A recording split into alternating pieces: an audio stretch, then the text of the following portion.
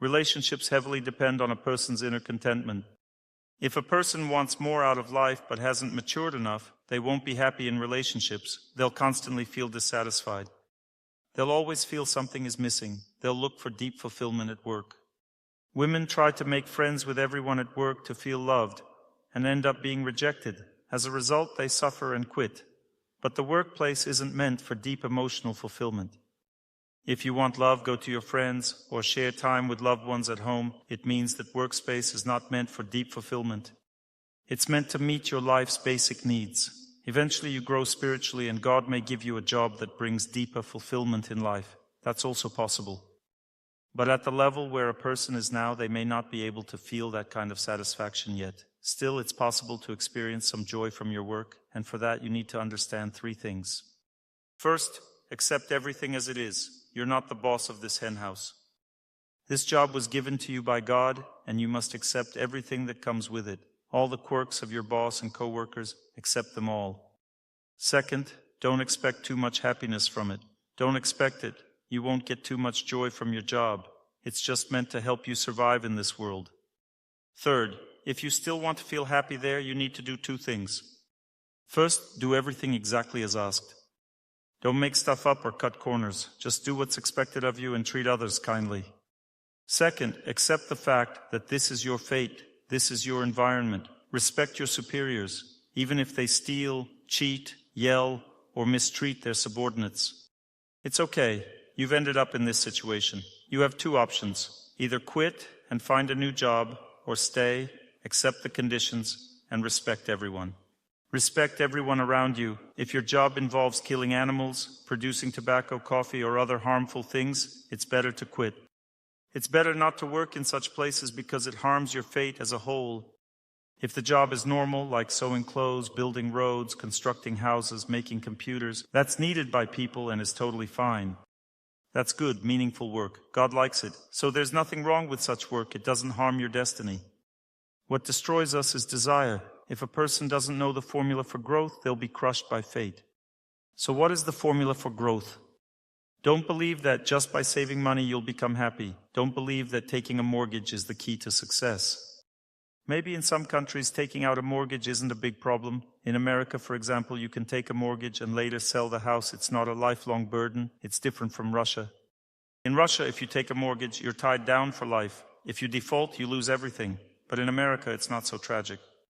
You can get a mortgage and later sell the house, so things aren't as grim there. But still, don't set yourself up for a lifestyle you can't afford. Some people pay it off bit by bit. Others take on so much that they have to work 3 jobs just to survive. That's what you shouldn't do, my dears. Believe that you have great wings, that you are an eagle among chickens. You're not like the rest. You have a different nature that will elevate you above everyone else. That's the truth. You must believe in higher powers, in God. So grow, my dears, grow. You are all diamonds hidden by everyday worries. Keep growing and try to cultivate qualities. What kind of person becomes a boss? Why do people become leaders? They have qualities. You can see it. They are empowered by God.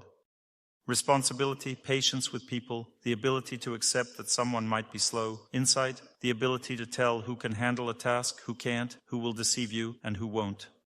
These are all personal qualities that develop through self-improvement. When a person has qualities, others immediately notice them, and they get promoted to leadership roles. If they don't have those qualities, they don't get chosen, or they get assigned to less significant jobs. Qualities are the most important thing in life, not money. Now I'm going to share a few paradoxical examples from my experience. They might help activate something inside you. Once in Kazan, a woman came up to me and said, "Dr. Torsunov, we need to help this person, to treat him." I said, "You understand this isn't something I do personally. We have an entire wellness center.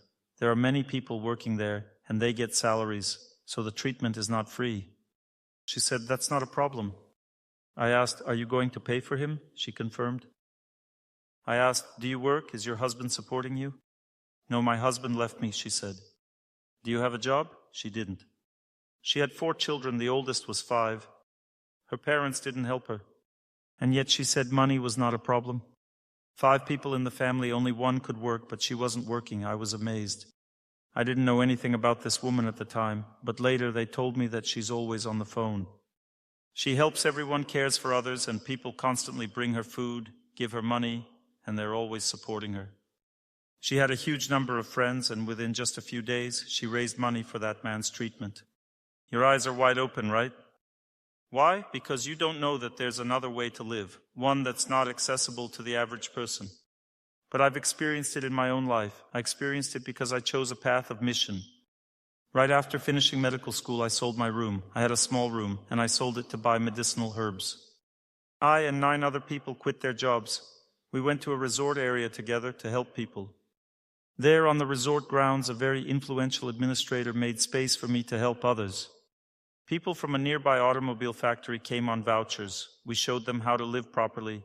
We opened their eyes, taught them to do exercises, practice cold water therapy, and so on. This was 30 years ago. We didn't have salaries. We pooled all our money into one collective fund.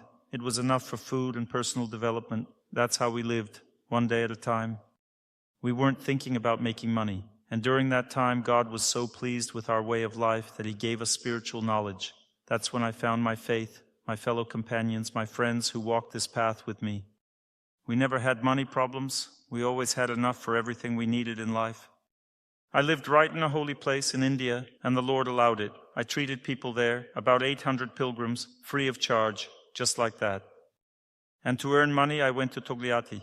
I worked there seeing patients. I would come and there would be a line. Everyone wanted treatment.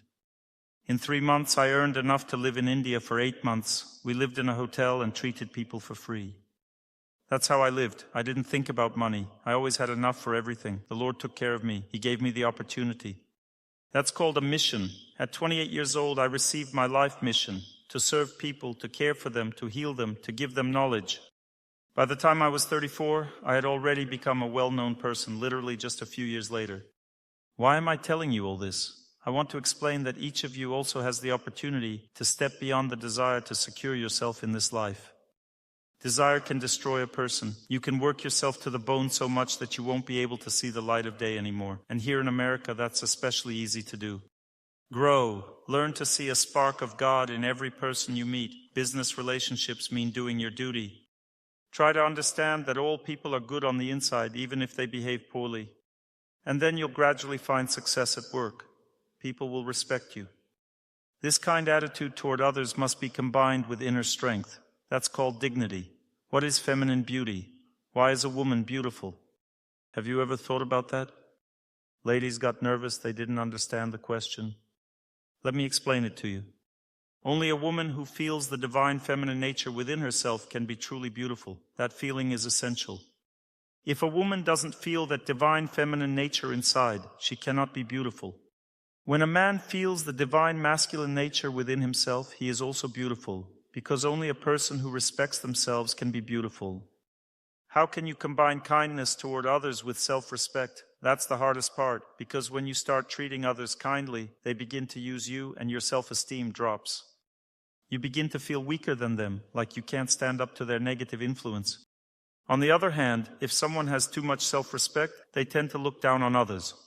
And this is what self-development is all about. When a woman deeply understands her divine feminine nature, and a man his divine masculine nature, and at the same time we treat others with genuine warmth, while also knowing that sometimes we'll need to set boundaries, be a little firmer, and show people gently where the line is. You don't need to overdo it, but sometimes, especially at work, it's necessary. There are 3 types of people, and it's crucial to understand how to interact with each. If someone doesn't grasp this, they'll suffer endlessly in this life. The first category of people is those who are not developed conceptually. These people can be factory directors, academics, professors, anyone. They lack conceptual development. What does that mean? It means they believe life is meant to be lived for oneself.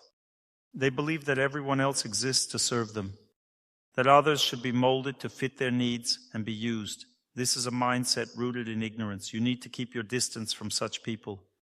You'll meet them everywhere. They won't consider you seriously. To them, it's simple. Whoever is stronger is right. These people could be bosses, colleagues, or try to insert themselves into your life as friends, but they always leave a bad aftertaste. They feel unpleasant to be around because to them, you're expendable. They may never admit it to you. You can maintain professional relationships with such people, but from a distance. Don't try to build a friendship. Don't enter into close relationships. Don't place your hopes on them. If you're a manager, don't promote such people, even if they do their jobs brilliantly. They'll still betray you the moment they get the chance. Because such people don't need anyone. They're cynics. This group is called the layer of people in ignorance. How can you recognize them? They lack conscience. They live purely for themselves. Sometimes God tests us through such people. Sometimes people fall in love with them. Sometimes they are extremely talented at work, but they are always a test. Harsh fate always acts through them. You should always keep your distance. The second category of people is those in the mode of passion. Who are people in the mode of passion? They're very fixated on personal success. They have an expanded form of egoism. They don't just love themselves, they love their country, their friends, their family, everything connected to me. There's the concept of I, and then there's the concept of mine. That's expanded egoism. You can collaborate quite well with them, you can work more closely with them, but you need to understand that as soon as your interests diverge, your ability to work together will also diverge, because they can't sacrifice their interests for the sake of someone else. With such people, you can only build professional relationships. With people in ignorance, you must keep your distance, do your duties, and expect nothing from them. With people in passion, you can aim for shared development, but don't try to form deep, heartfelt relationships. Don't try to explain things like spiritual lectures or talk to them about God. All of that belongs to another world for them. People in ignorance always look provocative. People in passion look very elite. They carry themselves with flair, know how to present good manners and how to act. They're all very polished and impressive. These are people in the mode of passion. They invest a lot of energy into external things. Their car, their behavior, their speech. They're always trying to project an image. Such people won't attend my lectures. Today I was sitting in the water. A man walked up and asked, "Who's the leader here?" Someone pointed to me. He said, "Oh, the teacher." Then he poured some cold water over his face and walked off. He had to show off. What can you do? It's always like that. That could be passion or even ignorance, but it's not goodness. On the other hand, the young man who got in the water, that was pure goodness. He took the guidance, acted right away, and got the result. In America, people are strong. If they see strength, they respond immediately and try to follow it. People respect dignity and strength. This isn't the first time. Last time in the sauna, 2 Americans immediately started doing everything properly. Igor was the one explaining it to them. They asked him, "Why were you sitting in there for so long?" He responded using formulas tailored for younger people. He showed them his dignity, his inner strength. They started saying it was dangerous. He replied, "It's all fine." That was their conversation. And they got inspired, they joined us too. What's the idea? The idea is that people in pure goodness are the ones worth doing things for. And your main task in relationships at work or anywhere else is to learn to recognize these 3 categories of people. People don't change quickly. It takes many years for someone in degradation to move to passion, and from passion to pure goodness. People don't change easily. So why are some called chosen? Not because of a particular nationality, but because they've matured enough to live at a very elevated level. These are the people worth seeking out in life. You can rely on them, befriend them, but at work it's enough to have professional relationships. No need to be friends with everyone. But if you treat people kindly, you help them grow, then your status at work will constantly rise. 2 things are needed. Treat everyone kindly. And know how to distinguish. There are seniors. They must be respected. Don't argue with them. Do your duties. There are equals. Be friendly with them. There are juniors. Be forgiving. Overlook their mistakes. This is all called kindness. Build relationships like that. With those in degradation, keep your distance. With those in passion, cooperate. With those in pure goodness, get closer. How do you recognize people in pure goodness? They tend to dedicate their lives to others.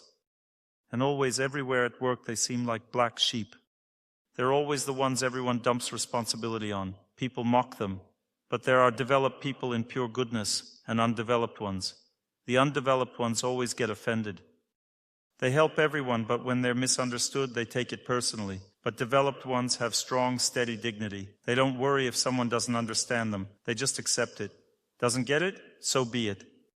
When I was at university, I was already a black sheep. I was a cheerful, happy person. No one there understood me. I was okay with that. I respected and loved everyone, but I understood these people weren't capable of being true friends. I didn't find kindred spirits there. Later on, people from my group from school developed spiritually and started listening to my lectures and became closer. That happened in its own time. I had a couple of close friends both in school and in college, but there aren't many people in pure goodness in the world, so value them. I'm often asked, how do I find myself in work? Let's look at a few cases. For example, a woman gives birth. She stays home with the child, and every woman ends up with what I call the little mouse syndrome. She becomes reclusive. It only takes 2-3 years for that to happen. She peeks out of her little nest and doesn't want to go back to work. She doesn't know what to do and loses her sense of capability. She starts feeling like she can't get back into a routine, and that creates stress. Because women have one serious problem, they don't realize just how much energy they give while at home. That's how it is for women. When they stay home with a child, they get completely drained. It's a massive overload to be home with a child. She just wants to escape, to work somewhere. She's going stir-crazy and needs a break. In fact, work becomes a kind of rest. That's why women need some sort of activity to simply get a break from home. For some, it's a job. For others, it's attending lectures. For someone else, it's fitness classes. But she needs to leave the house regularly, and she can't make herself leave. She's become a timid little mouse and is afraid to take anything on. So development has to be gradual. First, she might start attending a course or two, get used to people again, then slowly pick up some small, low-responsibility tasks. And eventually she gets back into the swing of things and starts working. Clear? That answers the first question. What should a woman with small children do? Should she work or not? She should work, or at least do something.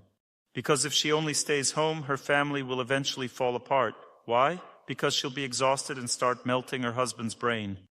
Because when a woman is not well, guess who's going to suffer the most? There's a Jewish parable, 3 stages of a woman's illness. The first stage, she is sick. Second stage, she is very sick. Third stage, she is a widow. Her husband died, she is sick. If you feel unwell, it means you're lacking strength. You need to do something outside the home. Some men don't let their wives leave the house, they say. Stay home. That's a dangerous tendency too, because then she'll just end up devouring him at home. A woman needs rest from the home because that's where she gets exhausted. The second question I'm often asked is, Dr. Torsunov, what should I do with my life? I don't know what I want to do. This is often a question from men. I can't find myself in my work. The answer is, these are different stages of development. A developed man will eventually find himself through his work. The first stage of development is what I call the couch potato stage. That means the man is just not activated. He simply doesn't want to work. That's it. At this stage, he shouldn't be looking for a job. He should find a fitness club, start running, do hard things, and lift weights. He just needs to activate his willpower. Once the willpower kicks in, the next stage is activity as a hobby.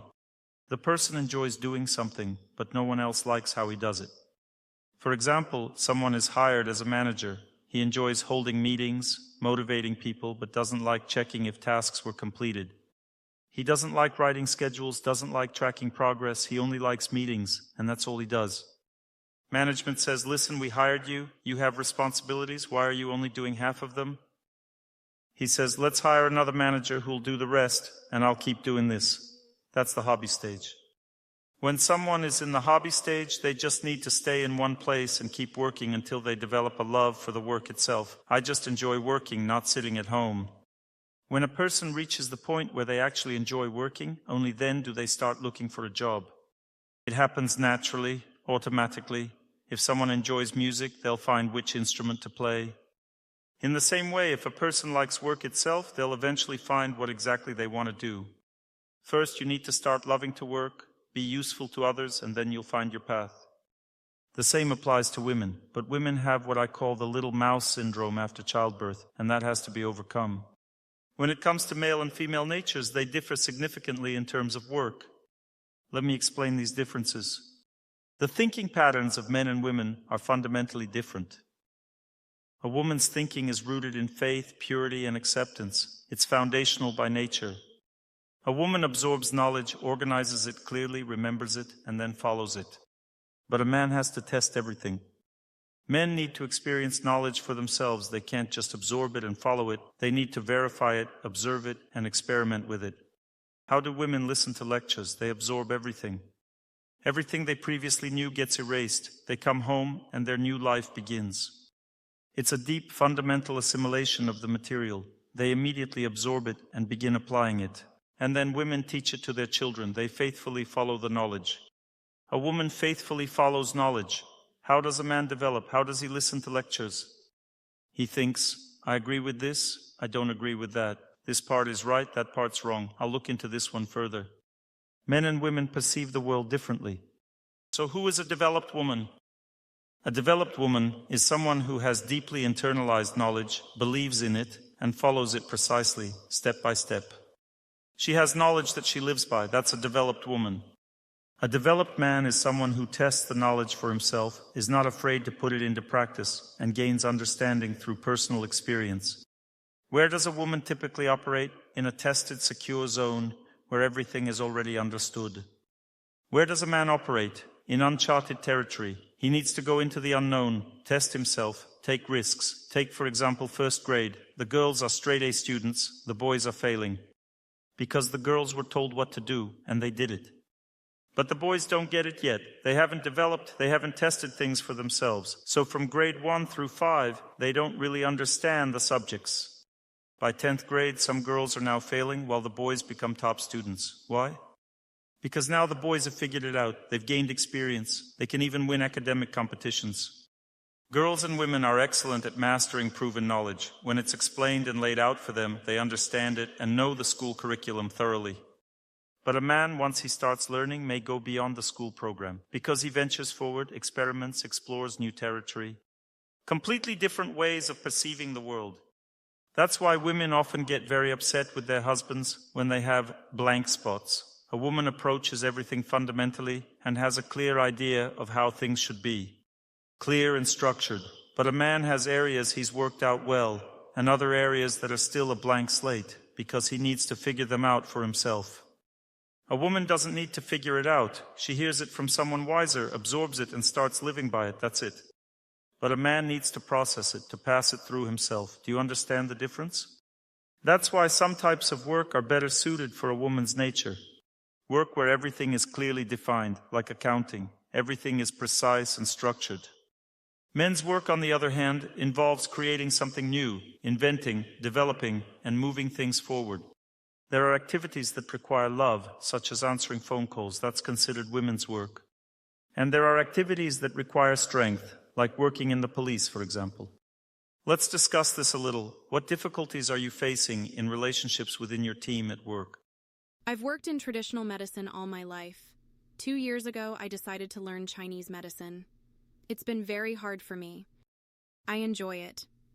Sometimes I feel like I could really push myself and grow a business from this. But at the same time, I also really want to be at home with my children. I'm not sure if I should fully commit to this path.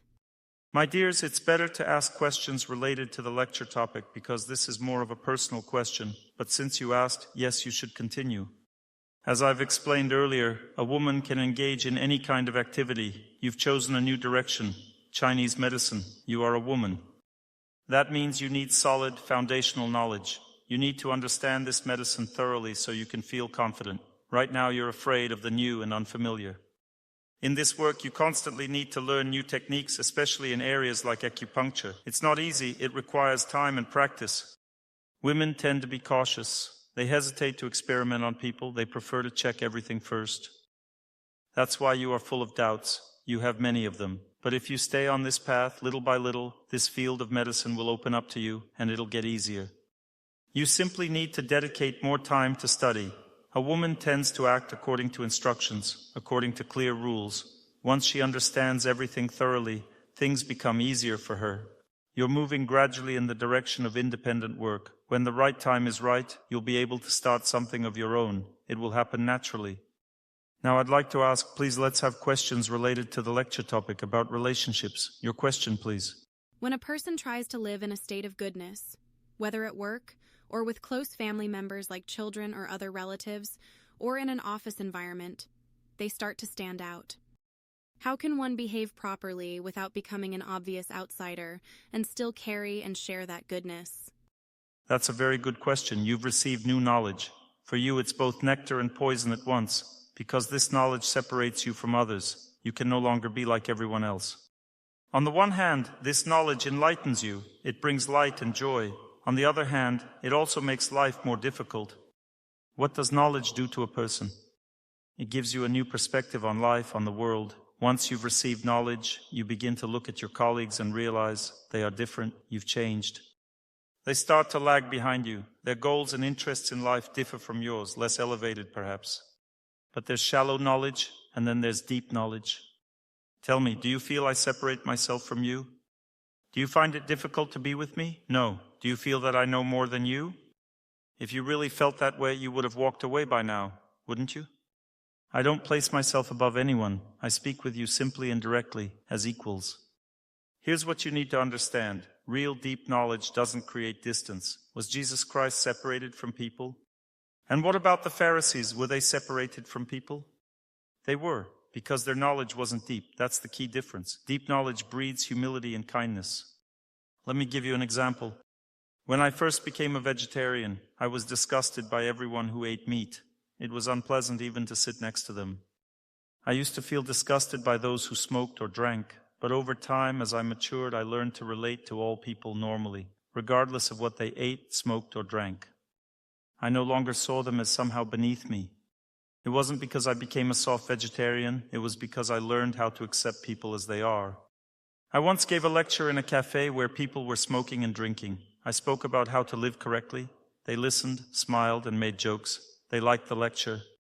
I treated their habits with kindness and without judgment. Because often, when a person achieves something in life, like giving up meat, the very first thing that shows up is pride. How does it show? You start feeling uncomfortable around people who still eat meat. Or you've started praying, and suddenly it's hard to be around those who don't. You begin to see them as somehow less developed. But at that stage, you don't have deep knowledge yet, because deep knowledge always brings compassion. Compassion means understanding that each person is at their own level of development. Take a drunk man lying in the street. One person might see someone degraded, while another sees a human being going through a particular stage of development. Or think of white people arriving on an island and meeting the natives. Some see them as uncivilized, others see them as people at a different stage of development. Those who think that way start teaching them language and faith, treating them kindly. This means living with true depth in a state of pure goodness. There was once a Catholic priest who gave up his life caring for the sick. There was a group of people suffering from leprosy. They were isolated on an island. This priest chose to sail there. He was left on that island. He stayed and began to live among them. He built a church. He created decent living conditions for them and began teaching them conscience and values and how to live with dignity. After 10 or 15 years, he contracted leprosy himself and died. But he set a powerful example. After him, other priests followed and continued his work. He gave his life for people who were not only physically suffering, but also struggling mentally and morally. Their lives had been wild, uncivilized, and jungle-like. He organized a new type of life for them through his love and kindness. This is a true example of love in action. When someone doesn't fit into society, they often just adapt. An Indian man once told me he comes from a Brahmin family, but in America, he eats meat to blend in with others, to fit in. This means he is not a swan. In India, there's a word, hamsa, which means swan, and Paramahamsa refers to someone who has achieved the highest qualities of a swan. The first quality, a swan swims in water, but its feathers stay dry. This symbolizes someone who lives in the world, among people, yet remains pure and untouched by the environment and worldly influences. The second quality, a swan can separate milk from water. It drinks the milk and leaves the water. That means it takes the essence and discards what is not essential. But this Indian, unfortunately, is a Brahmin only by birth. He has allowed the culture around him to defile his essence. I also live among people. I give lectures, yet I live a pure life, even though I am not a Brahmin by birth. His mistake was that he didn't understand how to properly live among people who don't follow spiritual principles. You must treat everyone with kindness, but remember that there are two possible outcomes. Either you become like them, or they become like you. And that depends on the nature of your communication.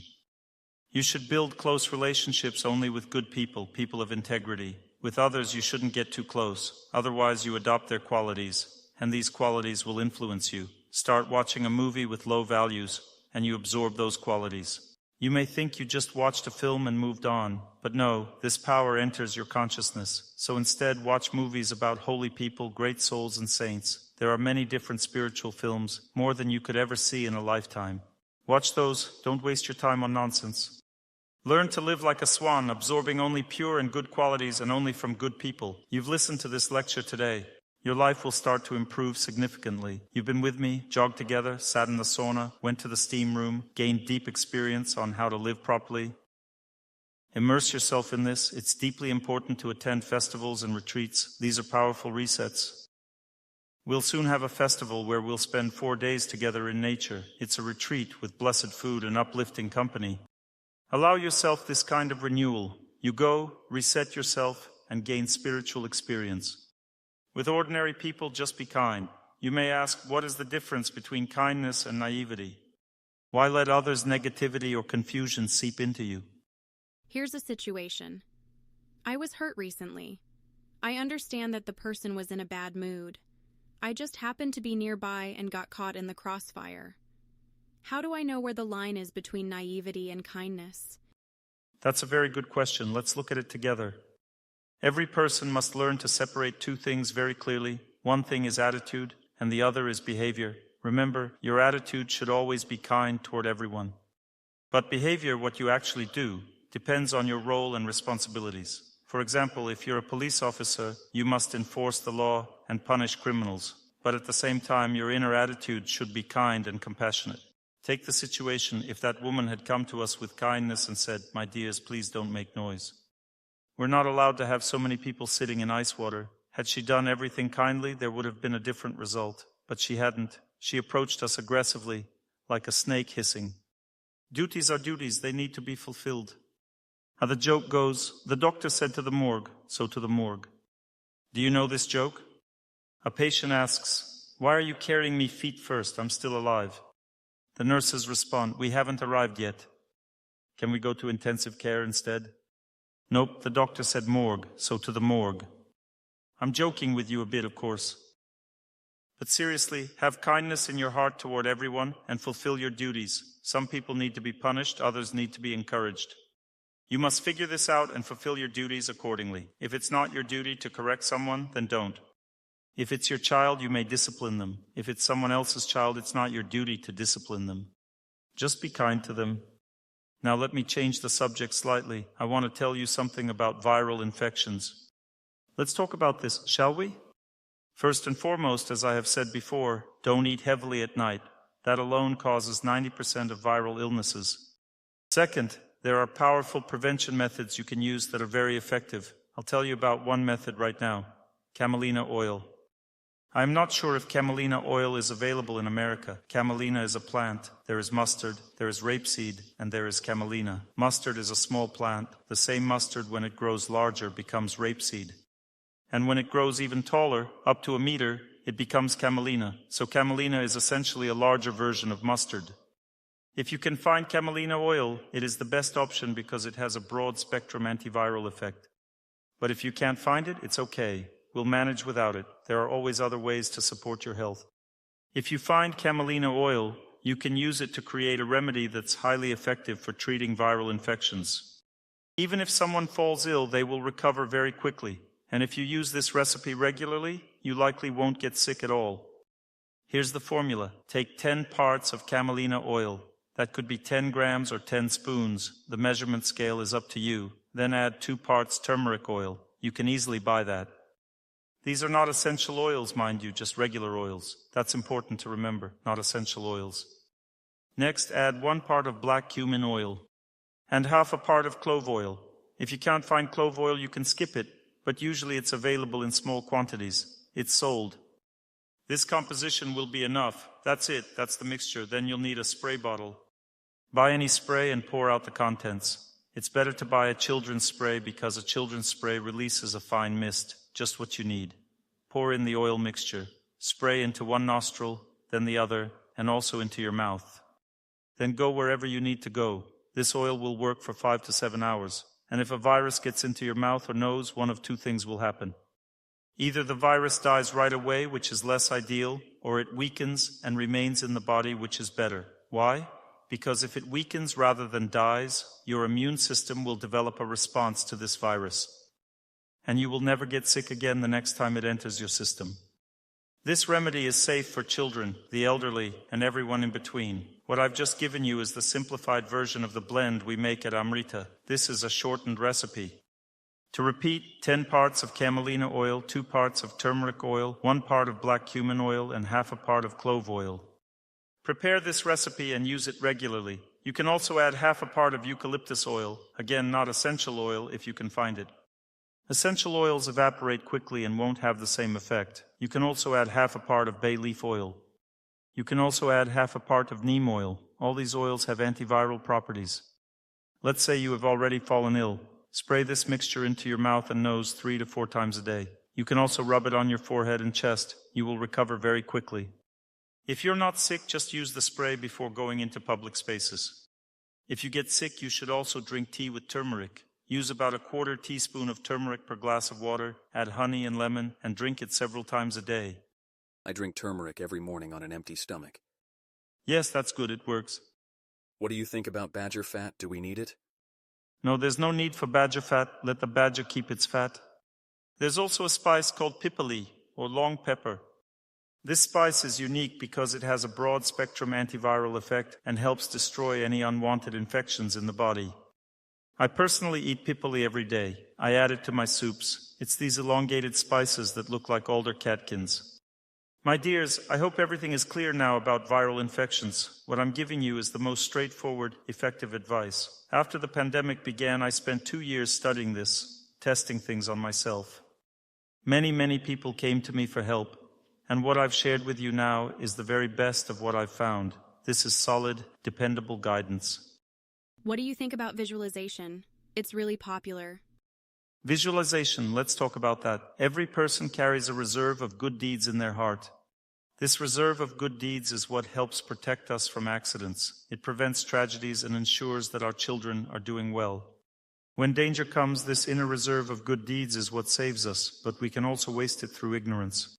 If, for example, I really want $100 and I begin visualizing it intensely, my reserve of piety gets depleted, and yes, money might come to me easily. But it doesn't happen for no reason. They don't just fall from the sky. It comes at a cost. I'm using my reserve of goodness I had stored up for health and well-being. It is there to ensure that everything in life goes well and to have luck in life. Instead of simply living honestly, earning a living, and gradually achieving something in life, I am trying to extract opportunities from my fate. That's what visualization is. But this is a demonic method that ultimately destroys one's life. Because for someone who lives rightly, everything comes naturally in life in due time. When it's time, a husband appears. When it's time, knowledge appears. Everything comes naturally. If a person simply lives calmly and develops, then things arrive when they should. But visualization means, I want it faster. Nothing will fall from the sky, my dears. With visualization, I draw out the spiritual strength stored within me to get results. But that strength isn't just sitting there for fun. God gave it to us to help ease our suffering and avoid danger. Good deeds and a healthy lifestyle, jogging, sunlight, cold water immersion, sauna, these all build our resilience. When you have that reserve of piety, it also protects you while flying. The risk of plane crash, for example, becomes significantly lower. Even the risk of you or your children being shot at school decreases. Good deeds help reduce the likelihood of accidents. When a person prays and lives correctly, they become better protected. What should I do when my stomach gets bloated after eating? That's gas. Then it deflates, but not always in the most elegant way. There's a bit of a shooting process. Best case aimed at the toilet, worst case aimed at family members. The real cause of bloating lies in internal blockages. When there's a tension in a person, both static and dynamic, in the second energy layer, the intestines become overly sensitive and irritable. They get overloaded from food. That's why cleansing is essential. Through water, static exercises, and long continuous movement, these practices help the intestines function better, but even so, the tendency may remain. So if it happens to you, stop eating red pepper. It irritates the intestines, especially chili. Avoid fried food. Stop eating tomato paste, which also irritates the intestines. It's also better to avoid fried tomatoes altogether. There is an Indian remedy known in Russian as psyllium. Plantain husk coats the intestines. I have the same issue. My intestines tend to overheat, so I regularly add plantain seeds to my soup. They help cool down the intestines. This helps. Coconut oil also helps, especially when applied externally. If you tend to overheat, apply coconut oil after the shower. After showering, put just 1 drop of coconut oil on one hand and another drop on the other hand. Rub it over your still wet body and then dry yourself. You'll only have the mild scent of coconut oil, nothing else visible or greasy. And reflexively, it cools both the skin and the intestines. If someone has skin irritation, this oil can help the skin. Your question, please. How should a woman behave in business if she's treated unfairly, especially if there is no man around to stand up for her? Punch them in the face? Yes, but how can she respond without losing her dignity in such situations? Actually, a woman is always stronger than a man, but she needs to understand her strength. A woman's strength lies in public opinion. Imagine that a boy and a girl are playing in a sandbox and the boy hurts the girl by hitting her on the head with a plastic shovel. What does the girl do? Does she hit him back? No, she complains. If there are people nearby, friends or parents, she complains. The boy doesn't realize it, but the girl has social power which is far greater than his. So she should complain. Soon a crowd of people gathers around the boy and asks, "Why did you hit the girl?" Suddenly, he feels that life has taken a sharp turn for the worse. That's why women should always have defenders, through public opinion, people, elders, social connections. That's why a woman should always be socially active. She should always be friends with everyone, always be very socially active and always have support. Maybe she can't deal with her offender herself, but someone else can. If you don't have a husband who can help, maybe you have male acquaintances who can teach your offender a lesson. Dr. Torsunov, what do you think about doTERRA oils? I have a positive opinion of them. I've started working with doTERRA oils myself. Here is what I did. These essential oils help regulate hormonal functions. So first I identified all the oils that affect female and male hormones. I purchased the full set of doTERRA oils and then selected the ones related to female hormones. From my large pool of patients, I chose 10 women with infertility. I have a large database of patients who have been treated by us. I selected 10 different women with infertility, each with a different type of infertility, and created personalized blends with specific proportions of essential oils for each of these women. I ended up with 10 samples. And now we're developing a methodology for treating infertility, fibroids, endometriosis, ovarian cysts, and hormonal disorders. For each of these female diseases, I've already created a line of 10 essential oils blends. These are precisely measured combinations of different doTERRA oils, which you need to apply to specific points on your ears. This triggers reflexive effects on the female body. I have also developed 3 formulas for men, for male infertility, prostatitis, and prostate tumors. So I have a full line for men as well. One woman is interested in helping me with this. I need another person in the US who can organize consultations for me. Here's how it works. Someone sends me a photo and their diagnosis. I select which oil is suitable from the samples based on their photo and the condition. The assistant mixes the oil blend accordingly and gives the mixture to the patient. That's the entire treatment process. But won't you need a license for that? It's not me who needs a license, but the assistant who will be producing and distributing the blends. If you'd like, you can organize this in your area. You can be treated with doTERRA oils. They are very good. Honestly, they are the best. If we know the recipe, can we just mix them ourselves? Unfortunately, no. You won't be able to mix them yourself because the proportions are very complex. Generally, all these oils can only be mixed in small batches, 4 or 5 bottles at a time. Mixing just 1 bottle is practically impossible. I had to use syringes to measure everything. It's very difficult to keep the proportions right. You'd need very precise scales. You'd need specialized equipment to make such a precise mixture. These blends often contain 10 to 12 different oils. Are you really going to buy all these oils yourself? It would be extremely expensive, but here we've already purchased everything, organized the setup, and mixed the oils for a specific person. The patient is given a ready-made blend to use, that's all. I think we'll get it up and running here soon. Can I ask about family relationships? Yes, but first let me tell you, we also have a methodology for that. It's already developed, and we apply it. You can request a consultation from us. I check where your blockages are across all energy layers, and my assistant tells you specifically what to do about them. This consultation costs about $300. Then someone guides you for a month, explaining what actions to take now and what steps to take later. You will know these energy blockages for life. They don't change. You will understand where your specific blockages are and where your vulnerabilities lie. Some people, for instance, are at risk of developing cancer. Others are prone to severe chronic illnesses. I personally had a very peculiar illness. People usually either die or go mad from it, but I survived. If you want to know such things ahead of time, this diagnostic can help. All right, I'm joking with you a bit. What other questions do you have for me? I have a question about family relationships. I've been married for 7 years, and we have a 2-year-old child. I'm just coming out of that stage. Little mouse in a hole. Yes, like a little mouse in a hole, something like that. I am drawn to spiritual practices, but we follow different religions, and my husband doesn't accept my interest at all. Like most men. How should I behave in this situation? How should I present myself? With kindness. You need to understand that a woman is given to a man to help guide him toward God, to bring him closer to God. But this must be done gently. You need to kindly feed your husband blessed food. Don't impose your beliefs. Be humble in your own faith.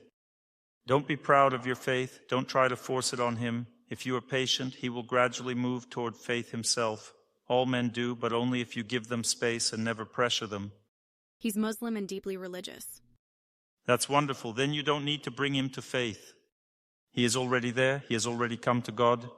But the problem is that he finds my interest in spiritual development so foreign that he even forbids me from pursuing it. All Orthodox people, Jews, forbid it. Orthodox Muslims, Orthodox Christians, so maybe it is better for you to develop in this faith, the Muslim faith. I cannot define myself somehow. I respect all faiths, all religions. I will give you a specific path. Just go with him to the mosque, wear Muslim clothing, but agree that you will pray to God in the way you see him. And externally you can follow all his rituals. It is not difficult for a woman to dress in a certain way and go somewhere. It is not difficult. And inside you will develop as you see it. And then he will be happy. Agree with him in this manner in advance. There is behavior and there is faith. These are different things. If you give him your behavior but keep your faith to yourself, he will be happy. You understand? Next question. If I have colleagues at work who are hypocritical, how should I treat them? How should I build relationships with them? This is passion. Hypocrisy is passion. Just keep a little distance. Do not develop deep relationships. They are being foxy. You are cunning too. Being cunning means not revealing the whole truth. Do not be sincere with such people. Just tell them part of the truth, the part that is normal, acceptable to them. And the senior staff say they want to give me more work to motivate me to be more productive. I can explain how to handle this. You need to negotiate. Say, I can manage this much, but beyond that it's too much. If they threaten to fire you, then you need to evaluate your options. Your life should always come first. Getting a job doesn't mean becoming a slave, you understand? You have a set agreement, and you're expected to work within that agreement. If they try to take advantage of you or demand more than agreed, then it's time to set clear boundaries. In the beginning, it was worse. The other managers were very strict, so I decided to just be kind and follow orders. And later it got better. They started treating me more respectfully.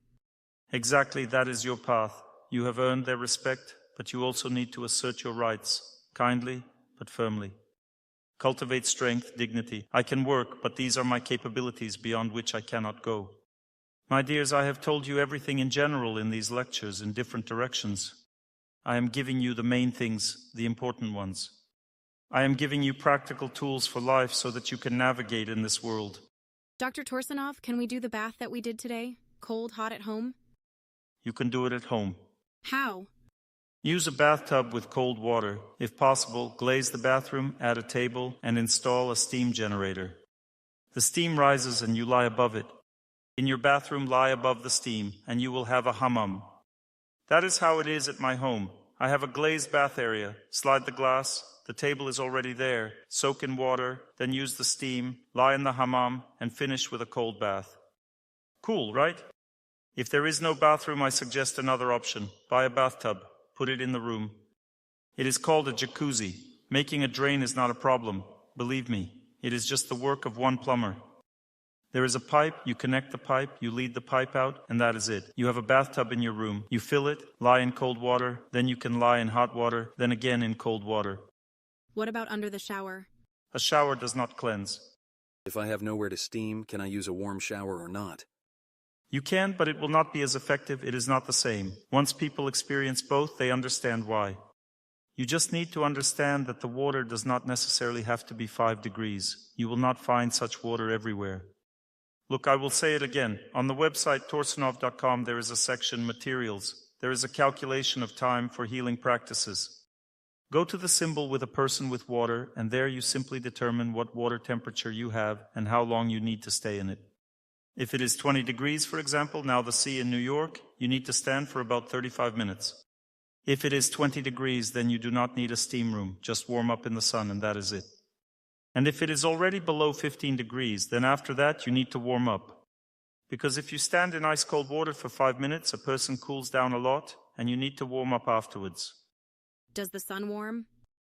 The sun will not warm you up like that. When we stood in ice-cold water for 14 minutes, then people were freezing in the steam room for 15 minutes. They are lying in the steam room for 15 minutes and freezing, and only then did the body start to warm up. So how will you warm up under the sun? It is impossible. But then the effect is that you want to live and be happy. Stand in ice-cold water up to your chest with your hands up. Can you lie down? You can lie down. I bought a freezer. You can set the temperature from 0. Excellent. This option is also possible. A freezer the size of a human? I bought an industrial one. 2 people can fit in there. Nobody uses it except me. But you can also buy a sitting one. It costs $300 or $500. You open the freezer and sit down? No. It is a freezer, separate. You open the door upward, pour in water, set the temperature and sit down. Mine is large. But you do not close the lid? No. Well, a freezer is an option, but I have not studied yet how long you need to sit in it. You can just call Alex and we can work out this issue. I already gave him my phone number. You can simply set the temperature to -1, for example. No, at -1 water freezes. I usually set it to +3, 5, 7 degrees. Do you constantly pour water there? It is constantly there. In the freezer? Of course I do not freeze water. You use it like a bathtub.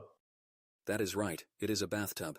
You filled it with water, it cooled down, then you sat in it, stayed there for a while, and then you needed to go to a hot bath. Why do you need to put your hands up? Hands up because fingers get very cold. After about 10 degrees, you cannot warm up your fingers anymore. If your toes, for example, freeze and then thaw out, there might be some problems with your fingers afterward. They are more sensitive. Therefore, you can harden everything except your fingers.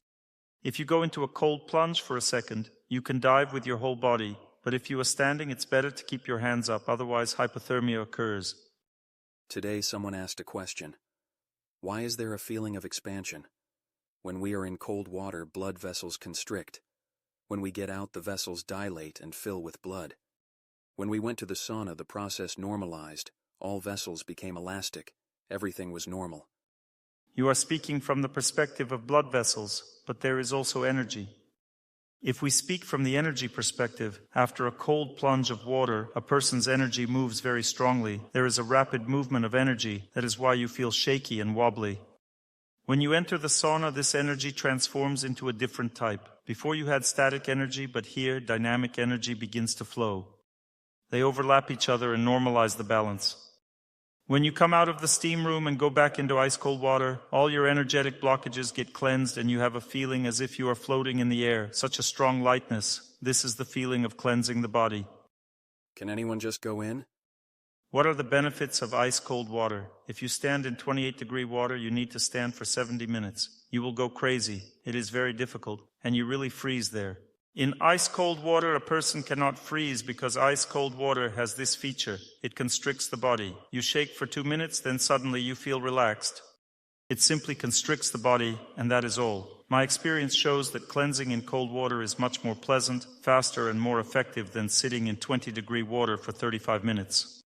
In a cold plunge, it is much more comfortable. You get in, get it done, then sauna, then cold plunge again. You have done everything in an hour.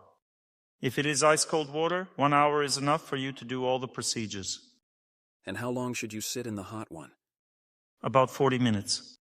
The temperature should not be too hot. It should be a comfortable temperature. Can you do the same with a 5-year-old child?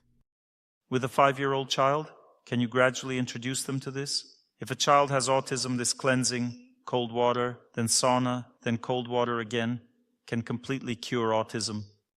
This is a very powerful cleansing because it immediately removes static tension, dynamic tension, and toxins. But you see, the child must go through the entire procedure. They need to sit in cold water for 5 energy layers, in the sauna for 5 energy layers, then in ice cold water for 1 energy layer. If you approach it gradually, the child will learn. Children adapt to these things faster than adults. All my people went in right away. I just dragged them in. It all happens through faith. A person goes waist deep and stands there. I say, go lower. He looks at me. I say, lower. You need a leader because people are afraid. They think, what will happen to me there? If there is a leader who says, you must, Fred, so you must. If a person has been diagnosed with cancer, can they do this? No. What are the contraindications? Not for cancer, tuberculosis, any surgical conditions, for example, if a person has sepsis. Roman Kostomarov, they say, went into an ice hole, then performed with a fever. Then he developed sepsis. I saw him exercising on crutches. My dears, you know, if he had not just jumped into the ice hole, but instead stayed for 5 energy layers, then went to the sauna, then back to the ice hole, this would not have happened, because in itself, jumping into an ice hole is not a physiological action. It is a dangerous action because a person excites the body but does not cleanse it. But we are doing something different. We, on the contrary, cleanse the body. There is no danger here. A person cleanses all blockages. One girl came out and said, my legs hurt. Why do they hurt? Because she did not sit in the ice-cold water as long as needed. She got out when she felt bad. It was difficult. She needed to endure it, and then naturally go to the sauna again. She had to get back into the water to cleanse these energetic blockages ultimately. Can you do it with varicose veins? Yes, you can. I have a question about the methodical guide. Did you download the methodical guide? I did. For foreigners, you can pay through PayPal. If you cannot, the organizers will have the methodical guide. You can contact them, they will send it to you. What is your question about the methodical guide? Due to the wrong attitude towards the energy of time, dynamic tension can occur. Could you explain this in more detail? Is it not explained thoroughly there? Keep reading, everything is explained in detail. How to relate correctly and how incorrect. The guide is big, it is 180 pages. You will learn everything, just read it. Is this a normal feeling? My nose got cold. I feel like I am getting a little sick, but maybe not after this. Drink tea with turmeric. The only serious contraindication is when a person has a fever, they already have a viral infection, and they go to the sauna and do all this, then the virus can develop deeper. It can attack the body, taking advantage of the fact that the person is weakened and attacking the body. If there is age, should we do everything the same way? You do not need to. You are overweight. You need to start slowly. First cool water, prolonged continuous movement, stationary position of the body. If a person is of age, already has serious diseases, then they should not go to extremes. They need to be careful with their body. If a person is of more or less normal age, with normal physical fitness, then they can already get involved. Next question. I have a son. He is 3.5 years old. When he is at the playground, his friend of the same age might push him or take something away from him. My son never gives any aggressive reaction. That means that he will not push back, will not hit, so he always withdraws into himself. I, as a parent, do not know how to react to such situations. How should I intervene or just support him calmly? Support him. Give him the opportunity to either tolerate it or defend himself. You need to develop the boy. It is very difficult for women to tolerate when their boy suffers, but a boy needs to suffer. A boy must learn to overcome obstacles, get hit on the head, and win. If you do not give him the opportunity and instead intervene, he will grow up like a plant. That is what I have been doing until now. Yesterday, it just got so intense. Apparently, my own childhood situations came to the surface. My husband and I are just developing a fear that he, in principle, will not be able to stand up for himself. Enroll him in martial arts classes. Let them beat him up there, then he will develop. For a man not to be soft, he needs to become strong and tough. He will be loyal, strong, responsible. A man should be strong, therefore give him the opportunity to suffer. Women are compassionate people, they cannot bear to see a child suffer. Let him suffer. He is a man, he needs it. Will he definitely understand at some point how to protect himself? Your child is very noble, like you. Therefore, for noble boys, it is easier and better not to defend themselves, but to take the hit rather than hit someone else. Over time, when his psyche becomes stronger, he will understand how to behave to avoid such situations, or perhaps learn to fight back in a kind way. Dr. Torsunov, at what age can a boy be sent to kindergarten? Is it worth sending children to kindergarten at all? It all depends on what kind of child. If the child is very sensitive, vulnerable, then you should not send him to kindergarten. He will be hurt there. If the child is strong, active, then it is normal. My son is very active but sensitive. Definitely, you should not break a child's psyche, but you need to understand that the modern culture we live in does not contribute to children's development. Therefore, the best option is for the child to study online and to develop the child socially in sports classes, because in sports classes there is a teacher, there is a specific program of action. Children are engaged in activities together. This is better development for children when they develop professionally or athletically, and let them study online. Online learning does not mean that someone will hit you on the nose or something like that will happen. Now, online education mostly surpasses regular education because there are more competitive teachers, and the learning is built to be very motivational. In a regular school, the lesson is over. Nobody cares, but online everything has to be created to be interesting. Online education is developing very strongly now, including moral education. We have a school called Trampoline. It is a moral school for children that teaches children how to relate to life. So they are taught in lessons how to relate to school, how to learn, how parents should interact with children. Parents are also trained there. There is a separate program for parents and a separate one for children.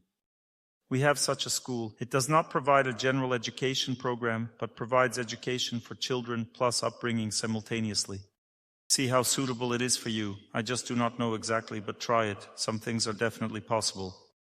They do not just provide preparation for school, for exams, but they teach children about life, and parents too as well. We have a good team of teachers there. About 40 people are involved in this process. A question about work. There are moments when you need to be tough and strict. You are a leader by nature, so you have qualities of strength, will, determination. But where should I remain softer? I have already told you there is external behavior and there is internal. Separate them. Inside, you always need to be kind to everything, learn kindness, but externally you need to act according to circumstances. If you are a manager, you will have to punish. If you are a business person, you need to sell goods, and so on. You need to learn this distinction between external and internal. Thank you all very much. I wish you all happiness, peace, love, health, all the best in your life.